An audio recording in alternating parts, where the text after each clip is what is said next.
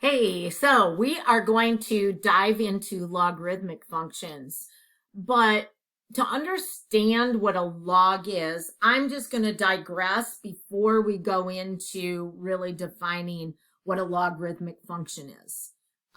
Let's just go to, hang on, just a blank whiteboard right here. And interesting, got a little, okay. So anyways, I want you to understand what a log is by actually just taking a step back and looking at exponents. So we all know that 5 to the first is simply 5. We know that 5 raised to the second power is 25. 5 times 5 is 25. 5 raised to the third power is 125. I had just had a brain blip right there. But what number, okay, can we raise 5 to give us 20? Think about it. What exponent do we need to replace that question mark with so that you've got a base 5 raised to a certain power that is going to give us 20? That's what a log is. A log is going to be that question mark. All right. So here's what we do know. We can just use common sense here. We know that 20 falls between 5 and 25, closer to 25. And we know the exponent required to get a 5 and to get a 25 is a 1 and a 2, 5 squared to give you 25. So logic would tell us that our log is going to be between 1 and 2, closer to that 2. So we could just start guessing. We could go ahead and start with 5 raised to the, 1.8. And when you put that into your calculator, okay, so I'm going to go ahead, turn this on, and I can clear that out, and do 5 raised to 1.8. And let's see how close we get to 20. Kind of close. Well, let's do it again. But let's do 5 raised to 1.9. I'm just being random to get closer. Oh, that was a little too much. So it's between our exponent has to be between 1.8 and 1.9. Let's try it. 5 raised to the 1.85. Oh, that's getting really close. We could keep fine-tuning this and keep plugging numbers in until we get to an exponent that is really, really close. But chances are we're not going to hit it right on the nose. Not very easily. And so it's so much easier to understand how to find that exponent or that logarithm that's going to give us the answer we need.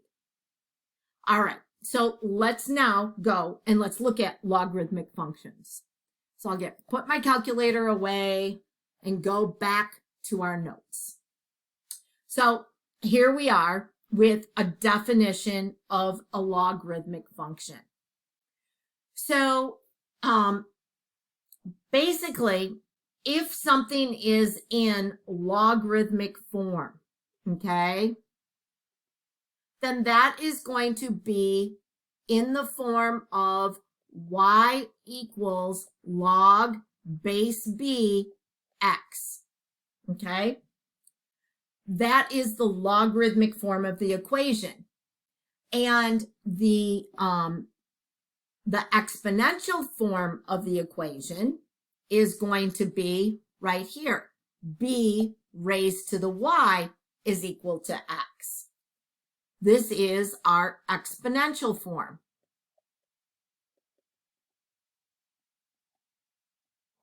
So here's what I want you to notice is that this y right here, if we substitute it into the exponential form, would be right there. There's our y.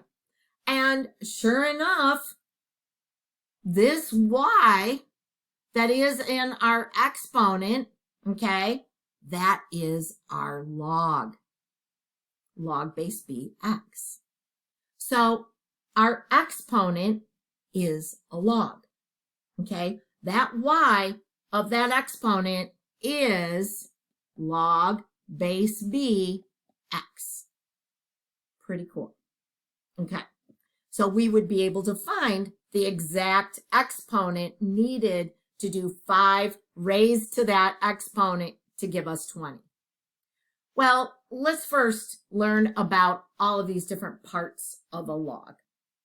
So when we're looking at a log, we have our base, okay, and we have an argument.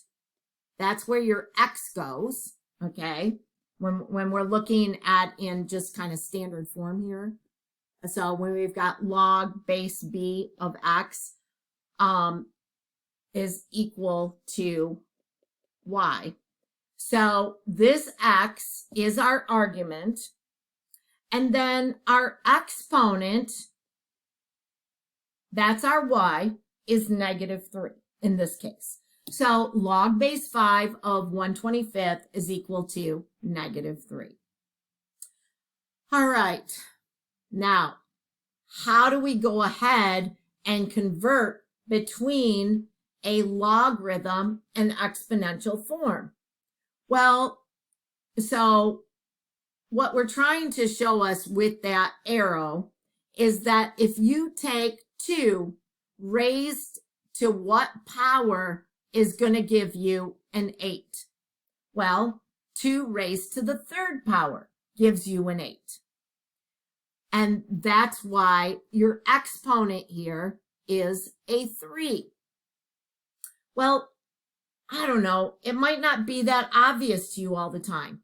So another way that you can switch to from logarithmic to exponential form, watch how I do this little shift thing. So I've got log base 2 of 8, and I want to convert that to exponential form. And so, instead of putting that, I should put equals 3. So now what I'm going to do is I am going to take this base and just shift it over, because the base of a log becomes the base of your exponent. So then this becomes 2 raised to the 3rd power. That base of the log became my base of my exponent, and then that is equal to your argument. Okay, so let's do some more. Let's rewrite these logs in exponential form. So we're going to do the shift thing again. I've got the base of my log, which is going to become the base of my exponent. So I've got 2 raised to the 3rd equals my argument. There we go. I guess I should have written it right there. Let's go ahead and look at this next one. So there is the base of my log. If I shift it over, it becomes 3 raised to the 4th, and that is equal to my argument. Doesn't matter if we have fractions or negatives, it's all good. All right, I do exactly the same. The base of my log becomes the base of my exponent. Right here, that -2 is my exponent.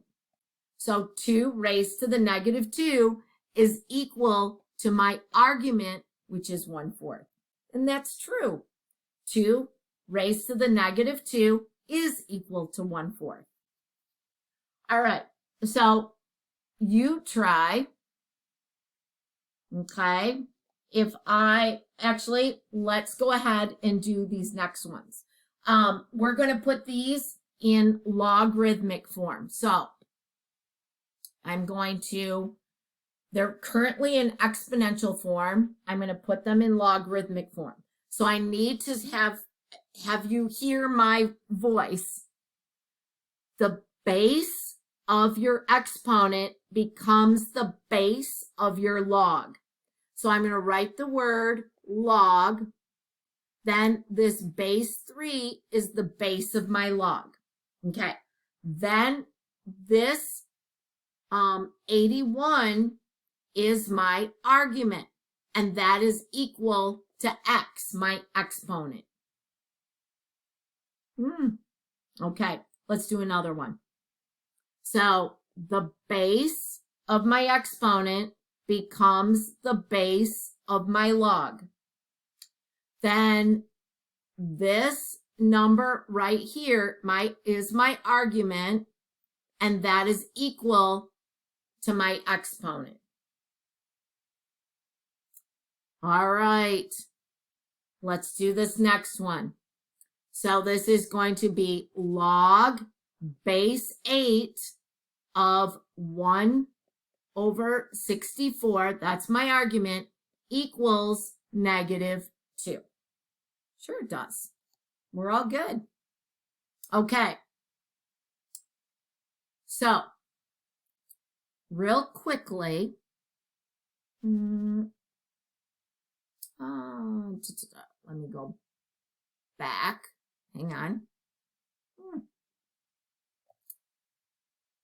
I'm going to see if I can real quick get a form that we could do together that would be some extra practice and help you a little bit.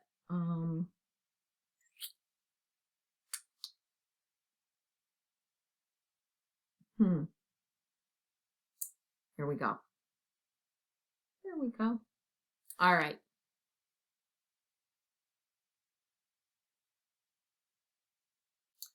All right, here we are.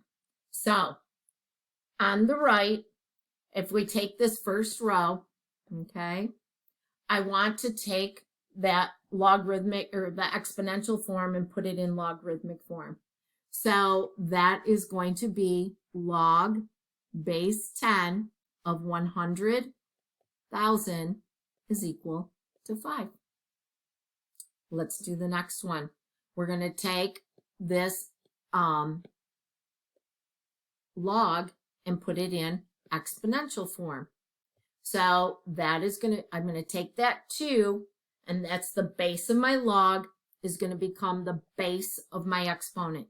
If I slide it over, it would be 2 to the 7th is equal to x. Let's do this next one. Put it in logarithmic form. So that would be log base x of b is equal to a. The next one is very similar to one that it's exactly like one we already did. So it should be putting in exponential form, 2 to the 3rd is equal to 8.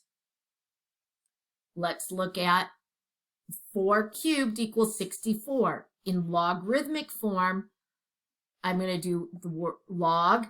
The base of my exponent becomes the base of my log. The 64 is my argument, and that is equal to my exponent of 3. Now, this next one, seriously, we don't have a base, or do we? That is what we call, it's an implied base, and it's implied base of 10. This is what we refer to as a common log. So it's just implied that that's a base 10. So that would be 10 to the 1st which is equal to 10. All right, so this next one, it would be log base 2, because the base of your exponent becomes the base of your log. 1/16 is your argument, and that is equal to a -4. Let's do the next one. Let's take and put that in exponential form. So I take this base of my log, slide it over. So that would be 9 squared, which is equal to that argument of 81. Okay, one last one. So this is going to be log base x of 93 is equal to 5. All we're doing is converting. Okay, so hopefully you feel more comfortable with those. Let's go back to our notes. Okay, so now we're going to evaluate our logarithmic expressions. So, one of the things, let me kind of, for some people, they're going to need a step-by-step. So I'm going to suggest that we could do this, how to evaluate these expressions. All right. So the first thing, you could set your log equal to y. Okay. I'm just going to do that. All right. Actually, we'll do it underneath here. We'll do log base 4 of 64 equals y. Then what you could do is put it in exponential form.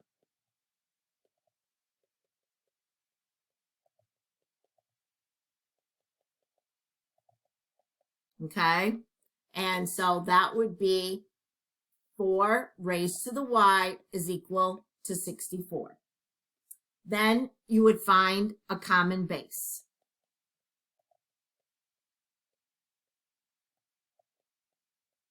Okay, so in the ideal world, I want that 64 to be a 4 raised to some power. Well, I know that 4 to the third is 64, so I can keep 4 to the y is equal to 4 to the third.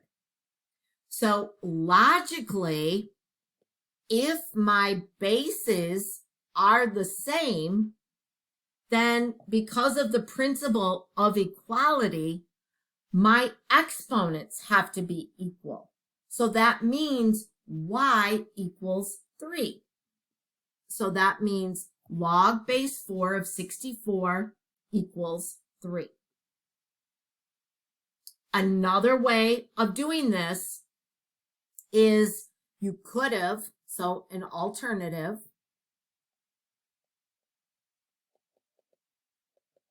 if you've got log base 4 of 64 and you want to evaluate that log, then you answer the question, 4 raised, let me see, the number 4, so base 4 raised to what power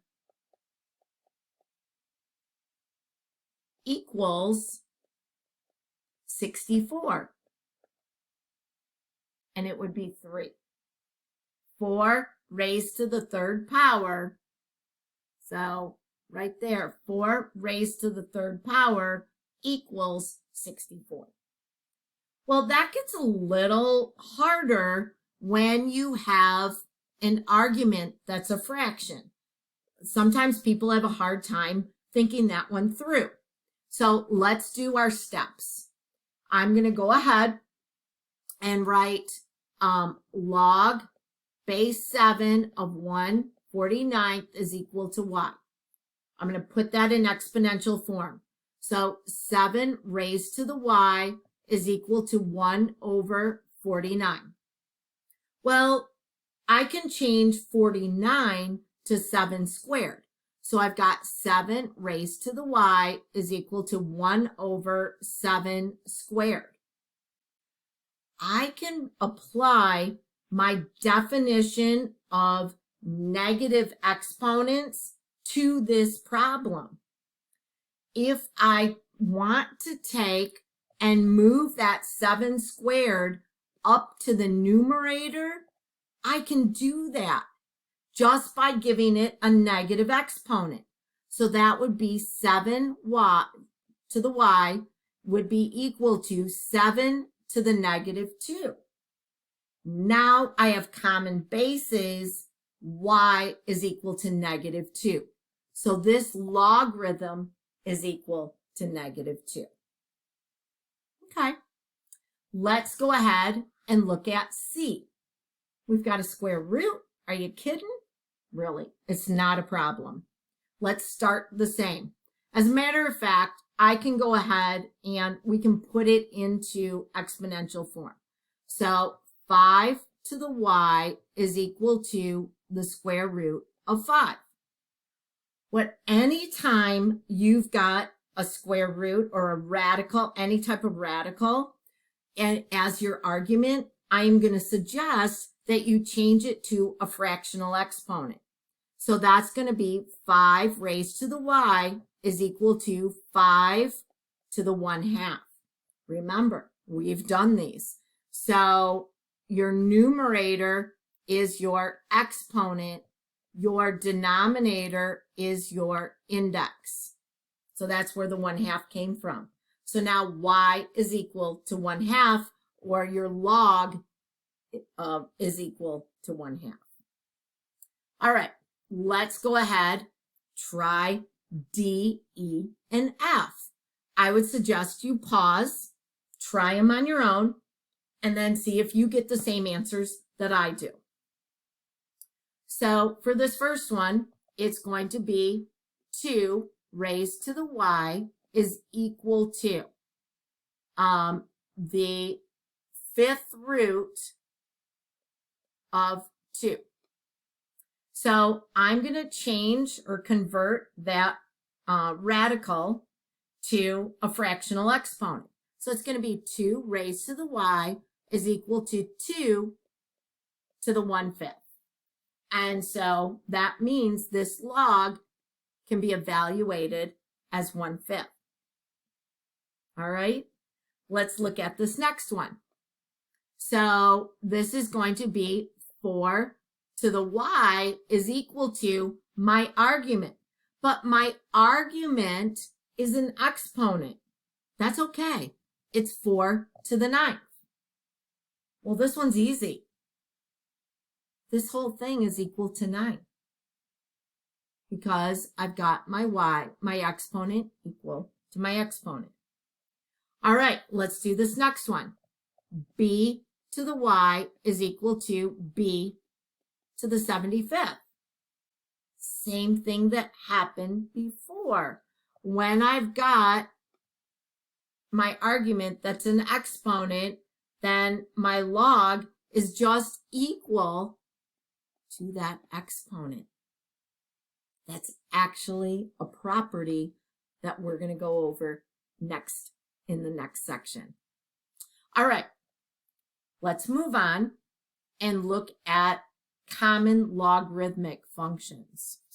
So we already had a little bit of an introduction to a common log. A common log is all of those logs with a base 10, okay? But I didn't tell you at that point that they're called the common log function. It's actually the common log function, which is on your calculator, okay? So we don't write y equals log base 10 of x. We just write y is equal to log x. That is our common logarithmic function.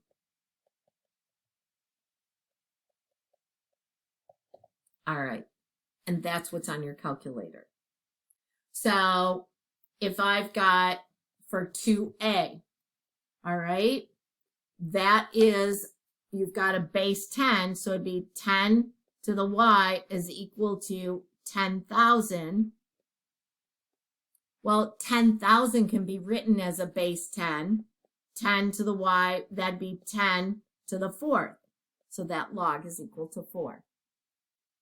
All right, this next one, b, that would be 10 to the y is equal to, I can go ahead and take this and put it in a base 10.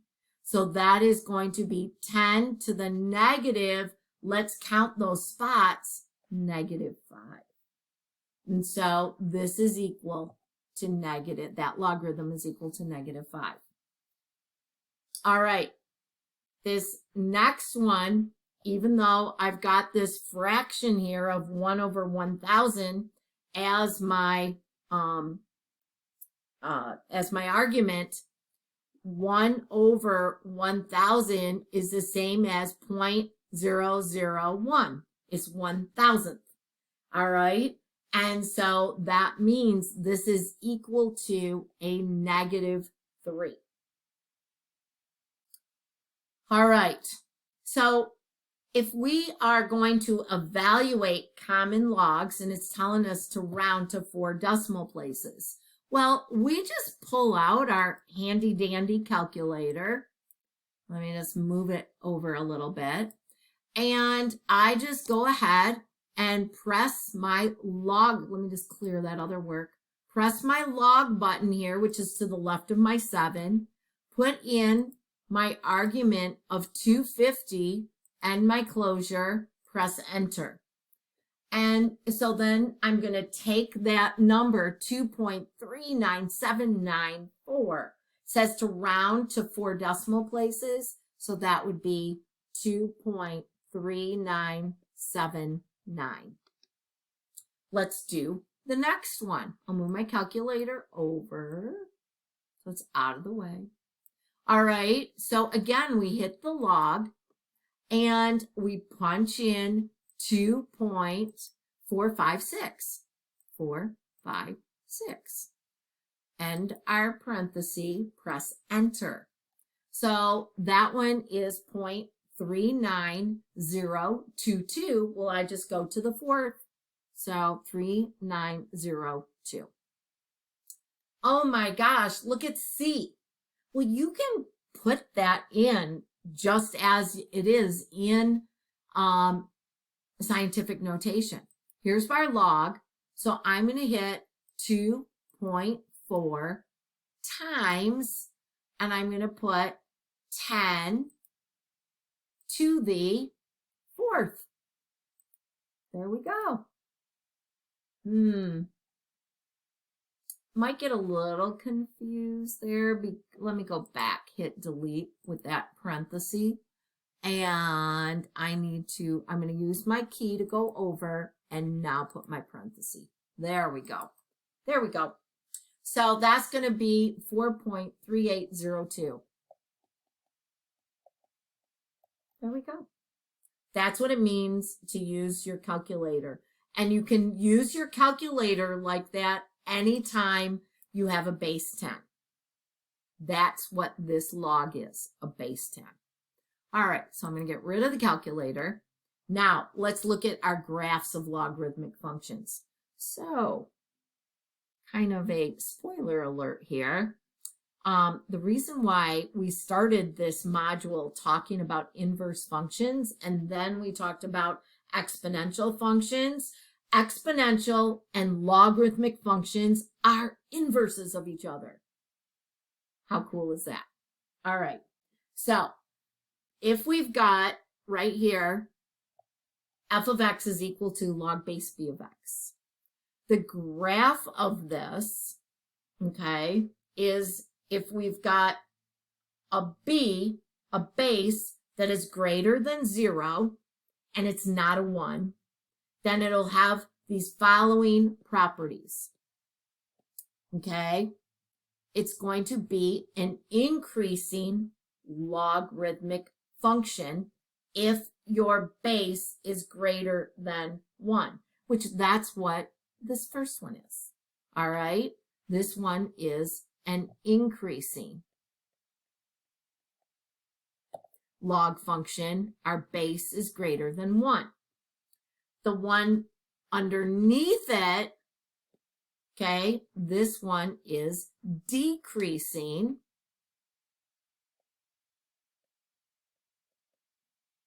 because our base is between 0 and 1.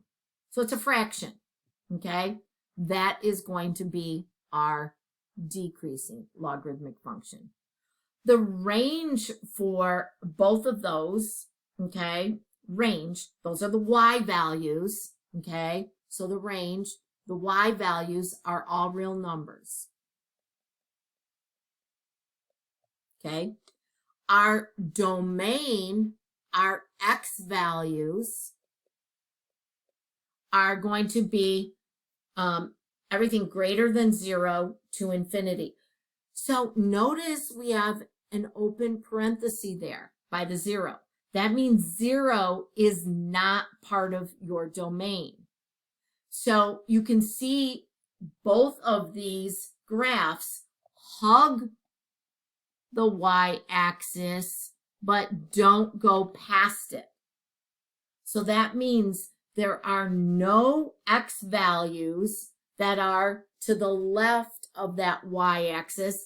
And honestly, this 0 right there on both of them, okay, is not, so when x is 0, that's not part of the domain either. Our graphs, our logarithmic graphs are getting super close to 0, but don't include 0 and don't include negative numbers. That's going to be important in a minute.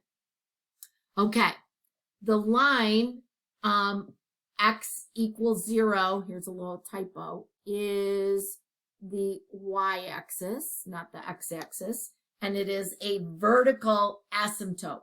So that word asymptote, that just means that's our vertical line. It's an imaginary line that our graph doesn't go past. It's kind of like a wall, okay? And the function passes through the point 1, 0, because if we plug a 1 in for our x, okay, which is our argument, then you're going to get a 0 for your y. All right. So if we were going to graph our logarithmic functions, here's what we do. This is how to.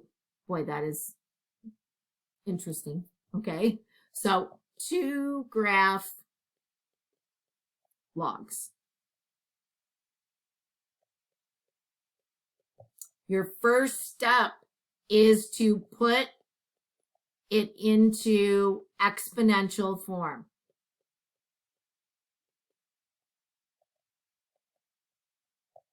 And then our next step is to select y values and find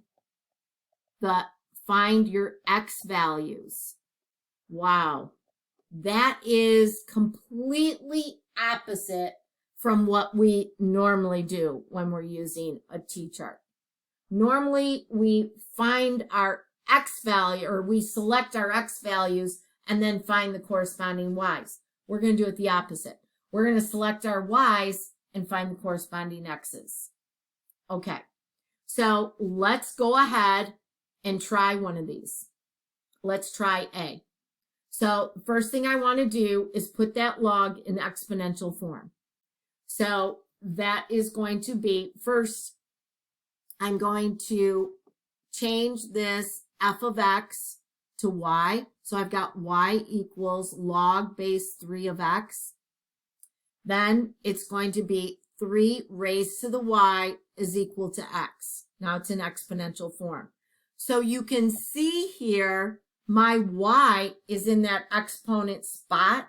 So it's a lot easier to pick those numbers and then calculate and find the x that it is equivalent to. All right, so let's go ahead, pick some. So how about -2, -1, 0, 1? So when I plug it into this 3 raised to the y to get my x, it'd be 3 to the net raised to the -2. Well, that's equal to 1/9. 3 raised to the -1, that's equal to 1/3. 3 raised to the 0 is 1.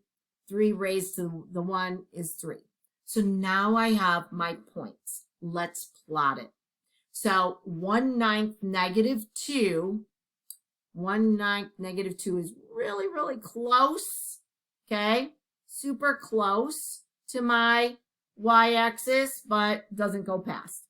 Then 1/3 -1, and I'm just estimating, okay? 1, 0, 3, 1. You can see the form taking place, okay? So I'm going to just graph it like that. All right, let's go ahead. Oh, go back. So our log here, our original log, had a base greater than 1. And so before I started, I should have known that this was going to be an increasing logarithmic graph. And sure enough, it is. Now, our next one here, I've got a log that is where my base is between 0 and 1. It's a fraction. And so this one is going to be decreasing. So let's go ahead, pick some, well, first of all, change this to exponential form. And so this is going to be 1/4 y equals x. So I'm going to pick some numbers, -2, -1, 0, 1, easy numbers. So this is going to be 1/4 raised to the -2. Well, I just take and flip my fraction around, so it's 4/1, and that gives me a positive exponent. So that's just 16. Okay, you can put these in your calculator. Okay, 1/4 raised to the -1. That's just going to give me 4. 1/4 raised to the 0. Anything raised to the 0 is 1. 1/4 raised to the first power, 1/4. So now I'm going to go ahead and graph them. Well, this first one, 16 -2, is just way off the charts. I don't know, roughly. Let me just put it right there. And then 4 -1, maybe right there. 1, 0, and then 1/4, 1. I don't know, something like that. So you can see this is a decreasing logarithmic function. I just lost my, all right. So last thing that we're going to do is, it's kind of got stuck under there. We're going to find the domain of these functions A, B, and C. They're not related to what we just graphed, okay? So the way that you find your domain, let me just go ahead and get some instructions under here. So to find your domain of the log. Okay, so the first thing you're going to do is you are going to create an inequality.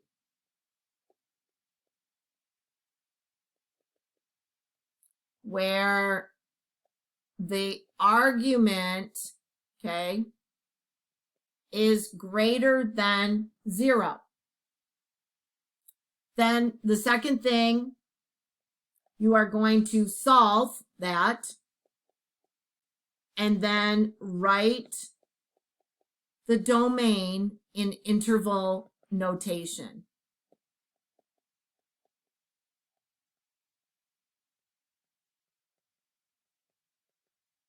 All right, let's see how this works. This will be fun.